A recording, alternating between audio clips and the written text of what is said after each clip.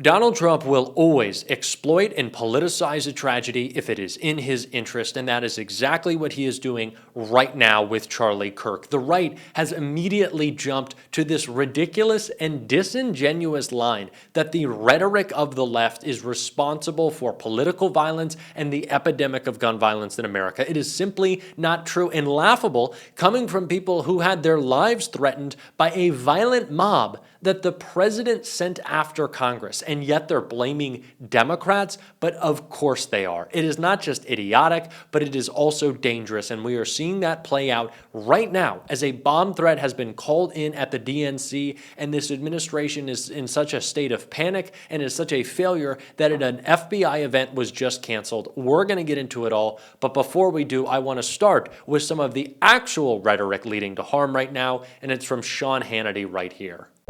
Where are the leaders on the left that will challenge this madness, that will speak out against it? And I'll add that anyone that claims to be a conservative or MAGA or pro-Donald Trump that uses that type of extreme, violent rhetoric, the same goes for you. There are some idiots that claim to be conservative. They are not. But the left has given us 10 non-stop years of rage and hatred and vile language. And it's undeniable that it is poisoning the minds of many people in our country, and it needs to end.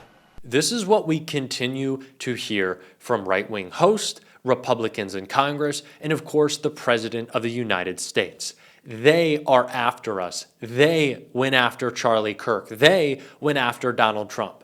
The two would-be assailants of Trump were registered Republicans, and we yet don't know who the person of interest actually is in this case. And we're going to get into that in just a bit. The FBI has tweeted about their investigation, but we do not know for sure who this assailant is. And I am very weary to believe anything the FBI puts out, considering yesterday we saw a clip of an older man go viral claiming that he was the assailant, only for that not to be true. So spreading this misinformation too quickly is incredibly dangerous, but they don't care about the danger. They're not worried about who they're harming. They don't even seemingly want justice. Donald Trump just wants to make this a political moment for him to say that the left is responsible for political violence and for him to distract us from the Epstein files. But what is very clear is the same FBI trying to cover up the Epstein files can't do its job correctly when it comes to actually solving these investigations. And a former director of the FBI said just that right here.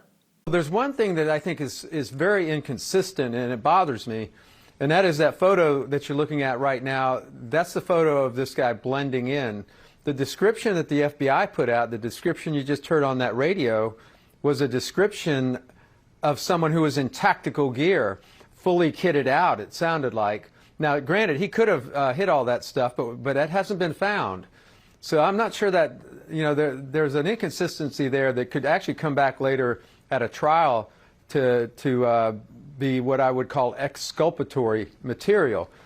Kash Patel, and this is kind of crazy to say considering who is in the rest of this administration, might be the most unqualified person for his job, and it is playing out right now.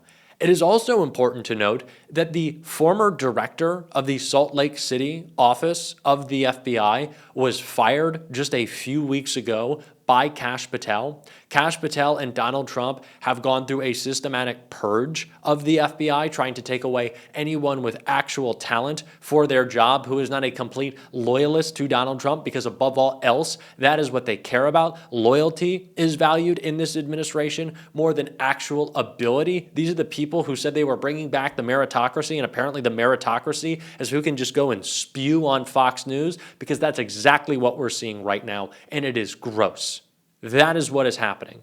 This problem is not being solved. It is being inflamed by those who want to use it as a political pawn, and it is the reason why the DNC is being threatened right now. That was broken down somehow on Fox, but I want to take a look. To our listeners and viewers just moments ago, this is per a single U.S. Capitol Police officer source on site telling Fox News that there was a bomb threat made. There are dozens of police officers and MPD on site, but no big sense of urgency at this time. Reading this directly from our senior Capitol Hill producer. Pedestrians are allowed to walk right by the building right now. We do have some photos that we'll try to turn around for our viewers in just a moment. But this seems to be the update right now. A bomb threat was made. Police have responded to the scene. Michael, as I continue to report what's happening there, you just wonder if anything's going to change. I have friends who work at the DNC office. This is sickening. This is what is happening. And it's not just in Washington. HBCUs are being shut down across the country because threats are being called into them. That is the legacy. That is the legacy of Charlie Kirk. That in response to this shooting, and all acts of political violence are a tragedy, but we don't need to say that because we believe it and act like it. But the legacy is avenging him looks like harassing black students across the country. And it's no surprise for a guy who said that the Civil Rights Act was a mistake, that he didn't trust black pilots whose last words on earth were gang violence, using actual rhetoric that creates tension, that creates hate for this whole conversation about rhetoric. This is an administration proving itself to only be competent in one aspect, which is making people scared. Because they certainly can't do their jobs, and that's why this event was canceled. Briefing on manhunt for Charlie Kirk assassin scheduled for 12:45 p.m., 2:45 p.m. Eastern Time, postponed due to rapid developments in our investigation, police. Now, I don't know if this is actually because there are new developments that will lead to the FBI tracking down the assailant. But again, it has to be made clear that Kash Patel and this administration have only taken steps to make that process more difficult.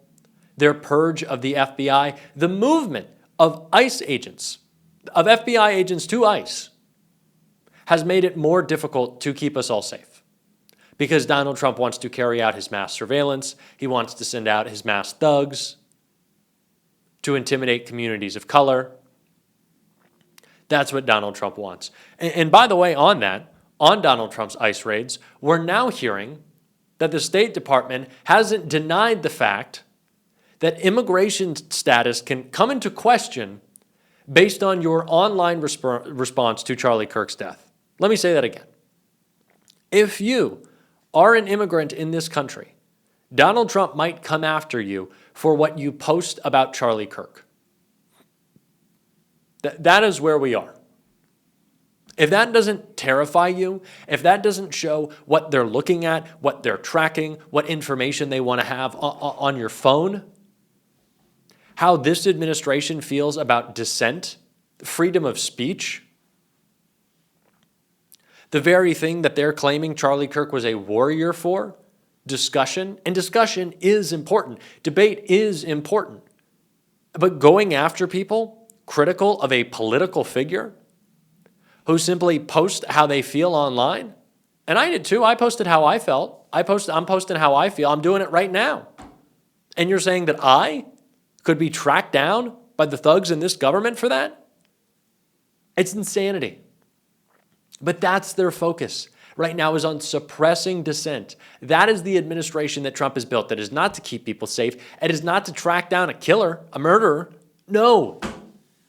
It's to go after anyone who is critical of them. That is terrifying. That is a terrifying state that we live in. And all the while we're talking about the FBI, it was just 2-3 days ago? Mike Johnson said Donald Trump's an informant for the FBI, trying to bust Jeffrey Epstein. Where did that go? Well, Jared Moskowitz asked about it right here. Mr. Chairman, thank you. And because his name was invoked, and I want to lock arms with you on this, Mr. Chairman, because our together dear, close, personal friend, our resident Nancy Drew, and drama queen connoisseur James Comer, I'm not going to stand here while people drag his good name through the mud, okay? Not going to let it happen, okay? We all know the good work that he has been doing in oversight that cleared... With the gentleman just for a second. I was referring to the derogatory word that your colleague, our colleague from New York used for Mr. Comer, that you know that's not appropriate. Everyone on the committee knows that's not appropriate. And we shouldn't have that kind of language. And I'm here. Gentleman, may proceed. And I am here to defend him as by far the best investigator of all time in the Capitol, which is exactly why all of his investigations, which have used, Chinese informants that were prosecuted and Russian disinformation, people from prison. I mean, the main thing he was tasked with last year, right, which was the Biden impeachment, that we had a vote. Oh, no, we never had a vote on that because, of course, he didn't find any evidence. So this morning, our close personal friend, Mr. Comer, said that he was not going to look into the letter or the doodle, the president's doodle. He's a decent doodler, by the way. So he wasn't going to look into whether the signature was a forgery, and I'm concerned about that. Because this is the president of the United States. If there are forgeries or forgers out there, I think we should investigate it. And in fact, this document is 22 years old. So you're telling me someone 22 years ago went back to the future and forged his signature when he was a Democrat. And somehow this person was Nostradamus, knew he would become a Republican, become president 22 years later. So listen, I submit to you that we can solve this problem for the American people. You don't have to take my word for it. You don't have to take our dear personal friend, Mr. Comer's word for it. Let's bring in a signature expert. You guys pick the witnesses. Bring in your signature experts, swear them under oath, and let's have the signature examined. Is it his or it is not his?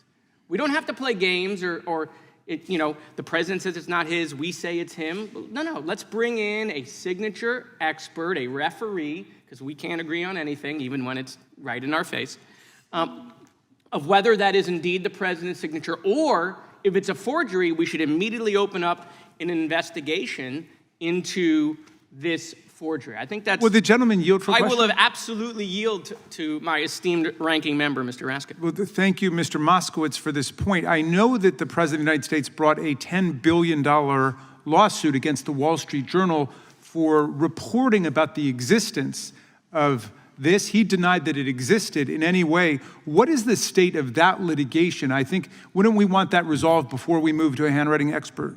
It is, or it would be, laughable what this administration does if it wasn't so dangerous. The incompetence is staggering. They are putting people in danger. They are using this opportunity to impose fear and harm on their enemies. And they're really glad they're not talking about the Epstein files. But I'm going to, and I'm glad that you're tuned in. And if you want to support the work that we're doing, as always, you can hit that subscribe button, leave a like on this video, and if you stuck around to the end, drop a blue heart in the comments. And until next time, I'll see you soon.